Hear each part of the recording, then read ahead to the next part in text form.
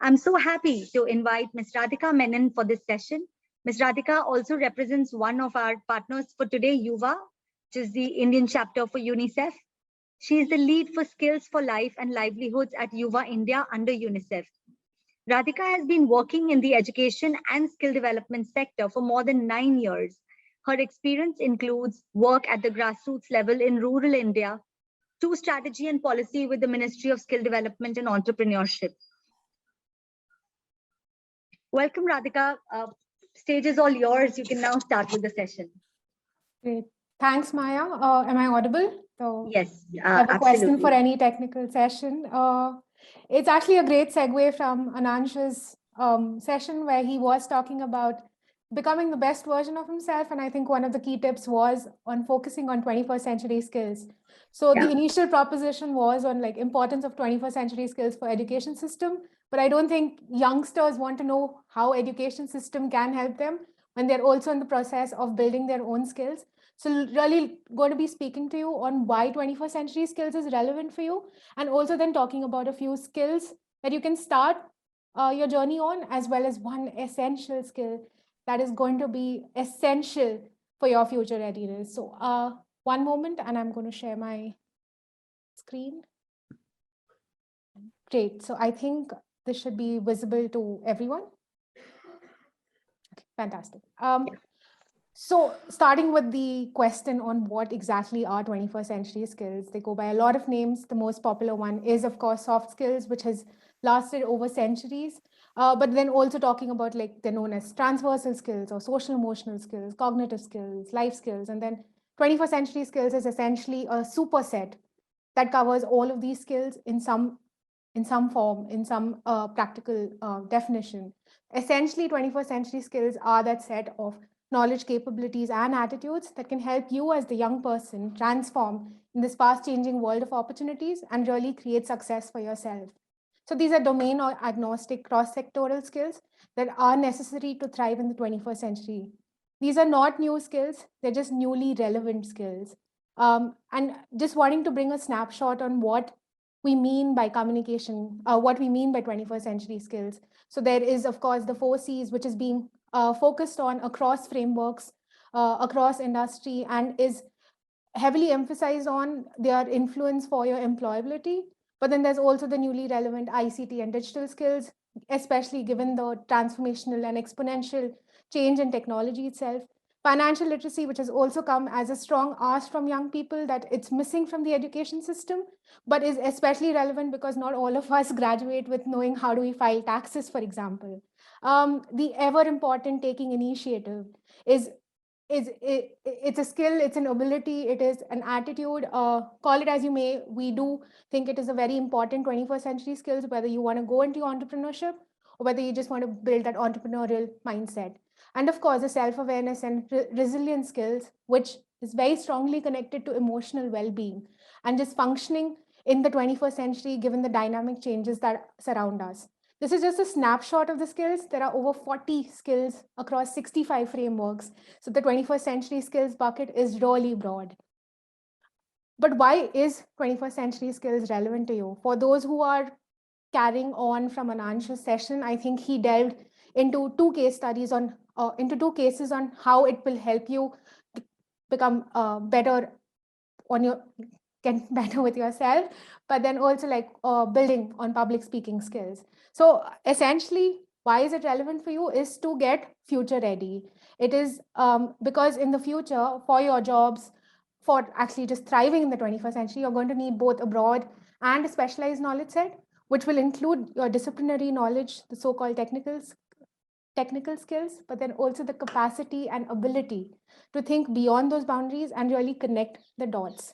But that is on the why is it relevant from an employability or future readiness perspective, but also think about the aftermath of COVID or even the ongoing third wave, where emotional well-being and mental health has gained a lot of prominence. It is great that we are talking about it, we are emphasizing on it, and 21st century skills strongly also link up to how you can become more resilient in this ever-changing dynamic world. So just as an activity to think on, just before we go to the activity, These skills are being built whether you know it or not. Uh, Going back to when you played Ludo as a kid, or maybe at the start of the pandemic, there were strategies that you adopted to win at the game. There was collaboration, or there was negotiation. Collaboration to like cut the third member, or maybe a negotiation that please don't knock me out. That was your negotiation skill. That was your problem solving skill that was being developed. That is to say that these soft skills are being developed, but without naming them, it is hard for you to address where is the gap area. So, a short activity on beginning in 2020, what is it that you learned? Just taking a moment to reflect on it. Maybe you picked up a technical skill, understanding that school closures and academic institution closures stopped your formal learning, did not stop you from going and taking the benefits of all the amount of free content that is available online. Maybe you picked up a musical instrument. I know I did, or at least I tried to. You baked a banana bread, got onto that trend where everyone was baking. Or maybe like went with the TikTok and Taka that eventually came about. Picked up a choreography, maybe dancing is your thing. Or the ever versatile becoming a master chef and helping out at home. Or the other one of just like picking up mastering jharu pocha. The idea is in picking up that skill, there were also other skills that you did work on. Skills, quoting from the example of Ludo, there were skills that you were building apart from just winning at the game. In becoming a master chef, maybe you applied a little creativity with the ingredients. In honing a technical skill, maybe you were deciding, you were applying a decision making in choosing what skill is most relevant for you given your career path, but then also your interest areas.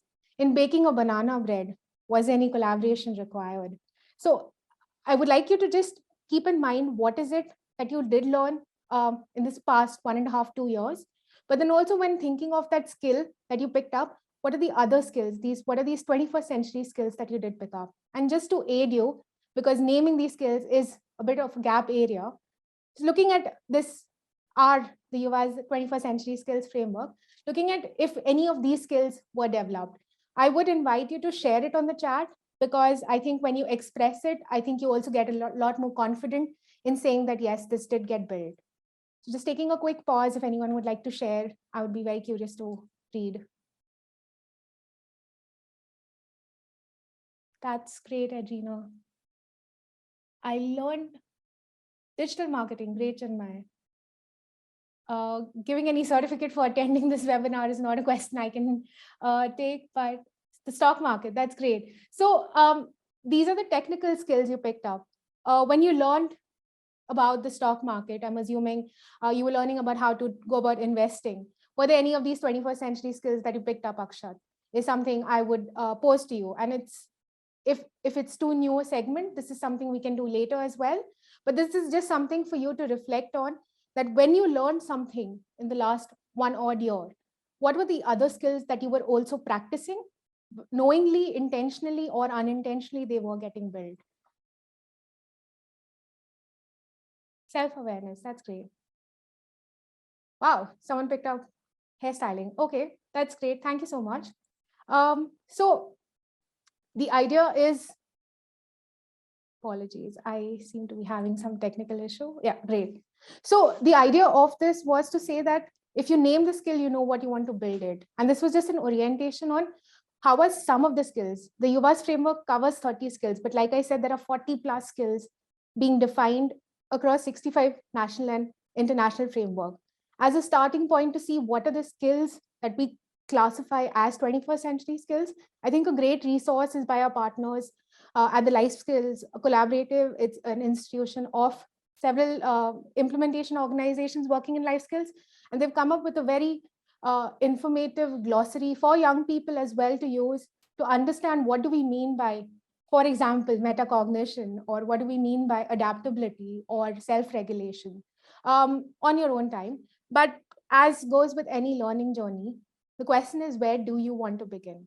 I have shortlisted a couple of skills that could be the starting point for you to really hone your 21st century skills, basis its recurring prominence across frameworks, but then also its strong linkages to employability, to being domain or agnostic, and to be cross-cutting across sectors.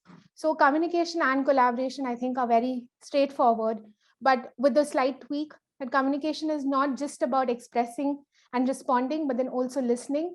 And that's the key to effective communication, has been delved deeply by Anand. So I'm not going to repeat what he has covered. On collaboration, of course, we have all gone through those projects which were massively successful. We were enthusiastic participants, but then there were also those group projects that we did, which, despite our best efforts, did not come to fruition. I think it's a good point to reflect on how did collaboration work differently in these two settings to really identify what do we mean by collaboration. Critical thinking is that, and with a strong overlap with problem solving and decision making, critical thinking is that ability to understand and to use evidence while also collecting it and synthesizing it. It's the ability to reflect on your own thinking, identify the biases, and then really, well, think about your thinking in a way. And of course, creativity, which is cross-cutting. It is the ability to find your innovative solutions. It is the first step, in my opinion, to actually getting to design thinking skills. All of these are, the four C's are heavily emphasized on, but there's one big skill which I personally believe is of great importance, which is metacognition. It's basically the ability or learning to think about thinking itself. It'll help you know your method of learning, your method of processing information, and therefore identifying the best strategies to actually continue on your lifelong learning. So really getting to that space of learning to learn. The idea of bringing these skills is just to get you started on your learning journey. If you want to pick up courses, if you want to pick up skills, these are some areas you can start with. In taking charge of your own learning, a key limit to getting started with learning to learn is recognizing that there is a limit to one's knowledge or ability, not having any embarrassment about it. Not all of us don't know about everything. So just knowing the limit, but then also figuring out where we want to expand that knowledge and also how to expand that knowledge. And that is where this learning mindset comes into play. When a skill when you build the learning to learn muscle is when you can build that learning mindset. And when we say about learning mindset, you would have heard about a growth mindset, you would have heard about lifelong learning. It all boils down to how do you build that learning to learn skill. And so I've just identified 4 strategies that have helped me, and also backed by a lot of research I was doing on how to make the most of the session with young people. So the main one is identifying your learning skills, your learning style, your learning style and your strategies. So reflecting on your learning process. So seeing what is it that works for you and what is it that doesn't work for you. Reflecting back on your academic journey is a great starting place, because there you would have seen what worked for you, whether in subjects or whether in spaces, like whether it's academics or sports or extracurriculars, but then also then assessing your strengths and weaknesses. And that would define your needs of learning as well. You might be the kind who likes a little more structure in your learning, or you might be the kind who wants a little more unstructured play-based learning, where you get to explore and lead your own way. So defining your needs on how much scaffolding you really need to build a skill or to learn will help you really identify what is your learning style and get you started on this learning mindset. A very, and this is faced by all of us, it's it's because humans, like, as human beings, we do like routine, we do like stability. There is that inherent bias against doing new things, and therefore overcoming that inertia would be your starting point to starting to learn. So start small, start with a hobby or a passion project that you have been deferring. We all have that. So just starting with it will at least will help you overcome that inertia. Do not go into thinking about whether you'll be good at it. Focus on process over mastery. So focus on the process of learning. Forget about whether you're going to be good at it. Forget about mastering it at the start. We all have to start somewhere. Similarly, scanning the horizon for growth opportunities. So knowing what is happening in the realm of world of work, but then also in the larger socio-economic setting. So staying abreast with like what is changing in both like education, in the world of work, in the economy, in society. This will just help you identify potential areas for growth. And if this is a particularly difficult area, just follow your curiosity. We're all curious by nature. Start with, even if it does not apply to your academics or to your job, start with what you're curious about and then grow from there. And then that can really help you expand your knowledge base and identify potential opportunities.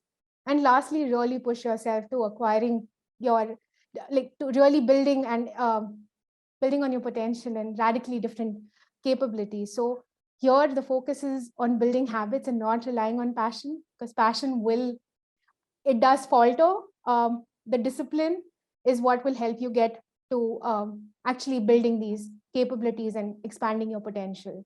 And as with any skill, the skill too requires time, patience, persistence, and practice. So do not expect change overnight. I would recommend reading Atomic Habits. You would rather do the 0.1% change and it adds up, rather than have no change or do nothing about it.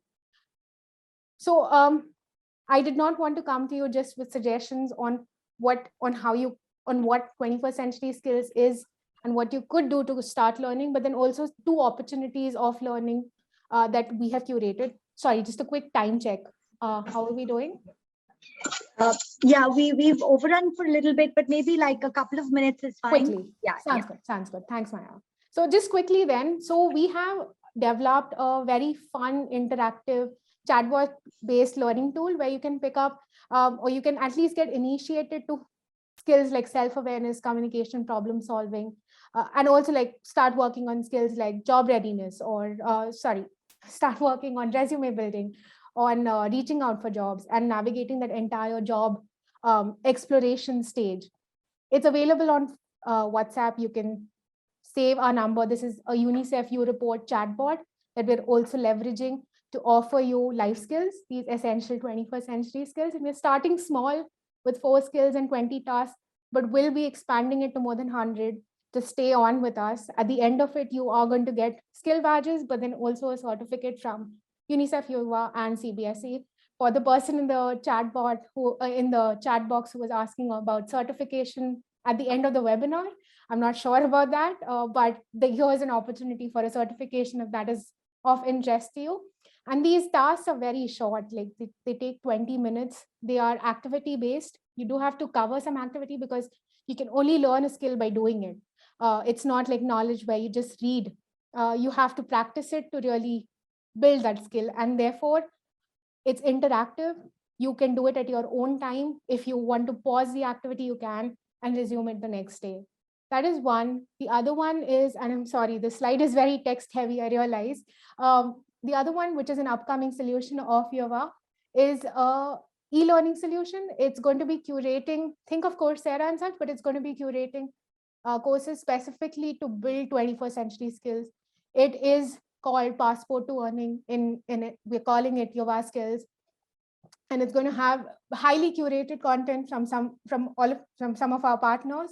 And it's going to be focused on project-based learning, but then also bite-sized information. So it's easy.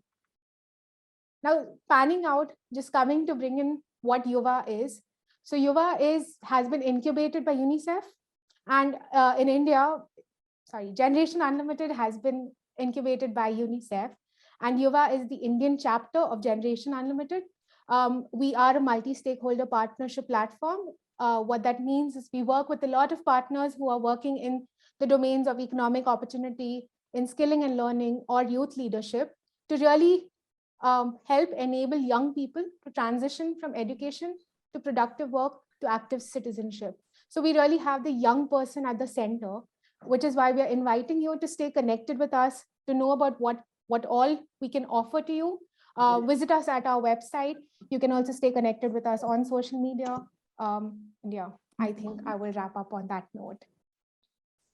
Fabulous, Radhika. I think maybe you can project that WhatsApp number once again so people can take it down, because I see a couple of people asking for that. I can also just post it in the chat right after my session. I think that'll be great. Yeah. Well, thank you so much, Radhika. This was super useful, and the activity was also great fun. It was an interactive session, and I'm sure our audience will go back very happy. I love the chatbot. We'll definitely try.